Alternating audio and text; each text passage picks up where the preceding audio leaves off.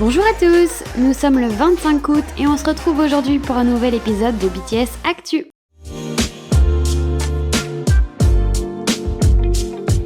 Pour les 1 an de l'album, Layover est disponible à la vente en vinyle. Les commandes passées sur le Weverse Shop seront envoyées à partir du 20 septembre en Corée et à partir du 18 octobre aux US et en Europe.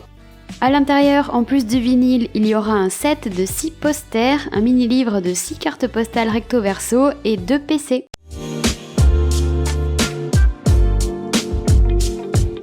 Les premiers épisodes de Are You Sure sont sortis sur Disney+. Dans les 2 premiers épisodes, JK et Jimin s'amusent aux États-Unis. On voit notamment JK en moto, les deux en balade et on voit beaucoup de repas et de nourriture. Dans les 3e et 4e épisodes, ils sont rejoints par V pour un voyage sur l'île de Jeju. V est absolument trop beau, je sais pas pourquoi je le trouve plus beau que d'habitude, peut-être qu'il me manquait. Mais en tout cas, la dynamique à 3 est vraiment différente de celle à 2, ça fait plaisir de les voir ensemble. Pour rappel, un nouvel épisode sort tous les jeudis jusqu'au 19 septembre. Le 13 août, le premier épisode de Run, Jin est sorti sur la chaîne Bangtan TV sur YouTube. On y découvre Jin en pleine randonnée pour atteindre le sommet du mont Hallasan, la plus haute montagne de Corée. Jin est toujours aussi good vibes, Run Jin se regarde super facilement, et ça donne presque envie de se lancer dans cette randonnée, hein. Et pourtant c'est pas trop mon truc. Le 2e épisode est sorti le 20 août, il se déroule dans l'ancien lycée de Jin. Autour d'épreuves sportives et drôles, Jin affronte une classe entière de lycéens. Pour le coup c'est vraiment l'ambiance Run BTS. Ah là là, qu'est-ce que j'aime Jin, c'est terrible. Le 19 août, Jin est apparu dans l'émission Half Star Hotel in Lost Island, aussi appelée I'm Glad You Got a Good Rest, avec le chef Lee Young-bok et Sandal du groupe B1A4, entre autres. Le show a été diffusé sur la chaîne de télévision MBC et prend place sur une île déserte sans électricité. Les membres de l'équipe, sous la direction d'An Jung-hwan, un ex-footballeur, sont chargés de rendre cet endroit suffisamment accueillant pour des invités. Jin a participé à l'épisode 15 et devrait également être là dans l'épisode 16, diffusé le lundi 26. Ça a été filmé quasiment juste après le retour de Jin à la vie civile et on voit qu'il s'éclate. Jin a été nommé ambassadeur de la marque Gucci. On s'y attendait un peu, il avait reçu des cadeaux pour sa libération du service militaire, porté du Gucci dans ses lives. Et ben maintenant, c'est officiel. Pour l'occasion, il fait la une du numéro de septembre de Harper's Bazaar Korea, en collaboration avec Gucci donc. 3 couvertures différentes sont disponibles et de nombreuses photos sont incluses à l'intérieur.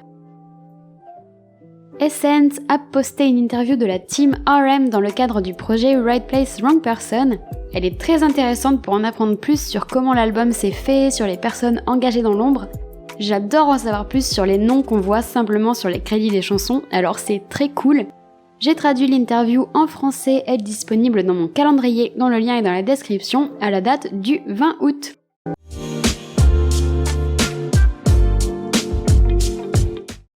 Jungkook est nommé 2 fois aux MTV VMAs, les Video Music Awards qui auront lieu le 10 septembre, ou plutôt dans la nuit entre le 10 et le 11 en France.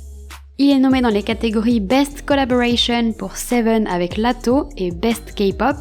Il est possible de voter jusqu'au 30 août sur le site qui s'affiche à l'écran.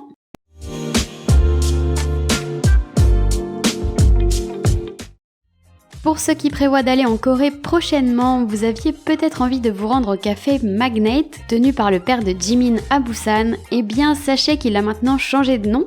La marque Magnate est en effet utilisée par une autre entreprise qui vend des choses sous ce nom. Pour éviter la confusion, le café s'appelle donc maintenant The Millennial, je crois que c'est la prononciation. Mais à part le nom, rien ne change, à part le fait que ce genre de photo est maintenant collector. Et en parlant de tourisme, Jin a été nommé ambassadeur honoraire du tourisme à Séoul. Plusieurs vidéos sortiront les jeudis entre le 29 août et le 12 septembre.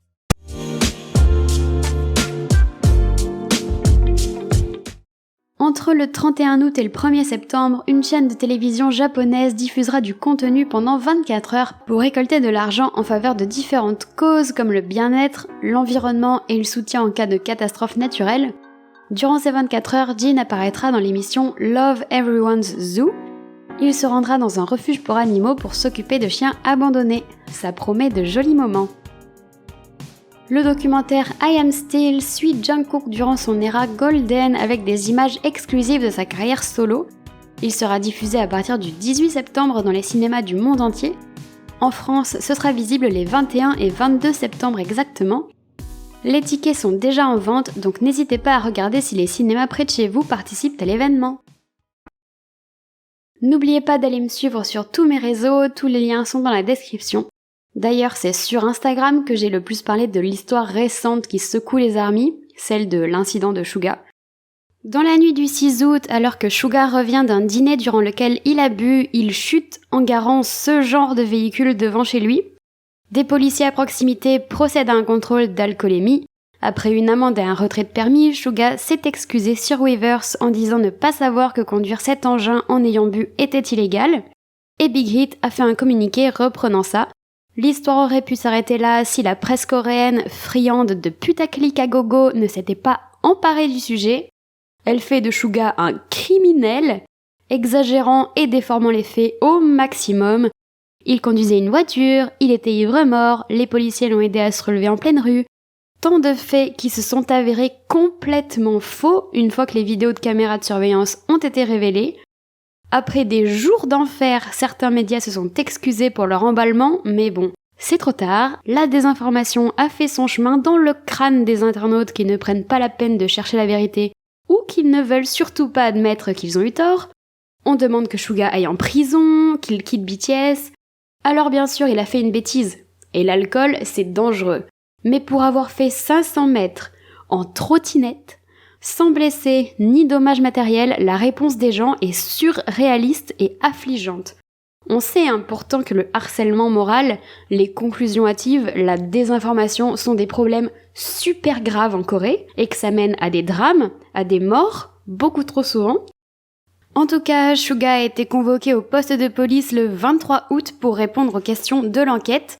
Aucun résultat n'a été communiqué, mais je pense qu'il n'y a rien à attendre, à part éventuellement une majoration de l'amende qu'il a déjà reçue. Mais il n'ira pas en prison et il ne quittera pas BTS. Il reçoit le soutien de personnalités publiques et les armies ont mis en place un boycott total des médias coréens. Leurs articles n'ont plus aucune visibilité. À la place, on stream les chansons de Suga / August D et on l'envoie au sommet des classements musicaux. Voilà ce qu'on aime. Mais vraiment, en tout cas, je me sens trop mal pour Suga. Ça doit être une période horrible. J'espère qu'il est bien entouré et qu'il voit que les armies le soutiennent. Vivement qu'on ait le fin mot de l'histoire et qu'on passe tous à autre chose.